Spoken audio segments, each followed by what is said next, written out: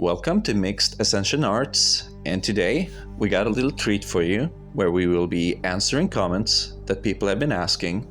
And first out is Mirkeya Prykop, and he's asking, hey, I'm using your SAD lamp gazing technique, and I have a little ad on that I'm using that you might want to experiment with. I cut out shapes out of gel coloring sheets to make a yantra and place that in front of the lamp as I'm gazing at it. This makes the yantra shape show up very defined when I closed my eyes, and that provides a good point of focus or visualization. Thank you for your comment. It's solid advice. It's something that works, and it's something that we've already done with the system you're seeing on the screen right now, the Vajra system of the 5 chakras, and it's something we're going to continue to do.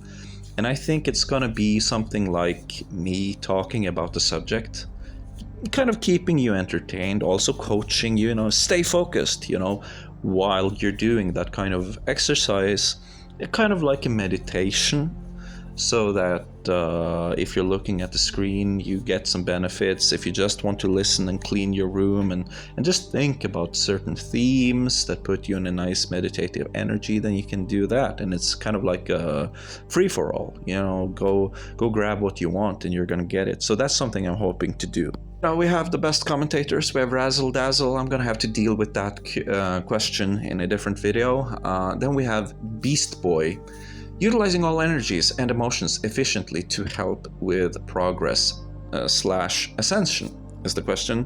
And thank you for that question. Yes, that's something we're gonna have to do. You have to take into account that these systems got very famous, and then you have the lords and the kings and the tyrants. They're gonna get into these systems and dilute it, because they'll have like a harem full of hoes and sex slaves, and then they'll have a bunch of drugs and alcohol and wine. And then they're gonna have they're gonna use a ton of force. They're gonna kill people if they don't do as they say. But they're gonna give you rules like, sexual energy, very bad. Very bad. Don't masturbate. Don't eat too much. Very bad. It's hypocrisy. We're gonna have to correct the dilute. And so I think about those two comments together. Maybe we can create something on this channel. And one idea I have is that I just rant about these topics, meanwhile also coaching you through these focus visualization exercises. And then you look at that. So you got something to look at, and I don't have to put in a ton of effort. And then we can spend more time exploring the themes, because you need somebody on your back coaching it. It's like, dude, this shit is bullshit. You're being given a horrible deal. Should you accept that? Would you accept that? No, I wouldn't accept that. And we need to put the meditation here and refocus towards this, and basically just the lower chakras. If you think about the Western self-help, empowerment, individuality system, that will be kind of like the natural antithesis. So this drawing kind of represents the body of somebody who's been very enlightened, that has a super strong foundation. They know what they want, and not just the super strong foundation, but every day they have some activities, they have some ways, they've got some smart MacGyver solutions to get in that extra practice. And that's like ABC. Always best cycle. Hopefully we can get to the point where like every morning is like, yeah, I'm getting a step further today. No matter what's gonna happen, I'm gonna get one step closer to my goal today. Let's go get him. Let's go get him. So we have a question from 123 Olga 456. I'm gonna do that one in a separate video. Then we have Alexander Fernando 2995. Could one practically prove the existence of God? And I don't really see how you can, because you have two competing systems here. You have solipsism and there being an outside objective reality. So I'll try to explain. Take a look at this picture. Now this picture, believe it or not, is actually a real experience. It's depicting a real experience, something I went through while doing ayahuasca in Peru.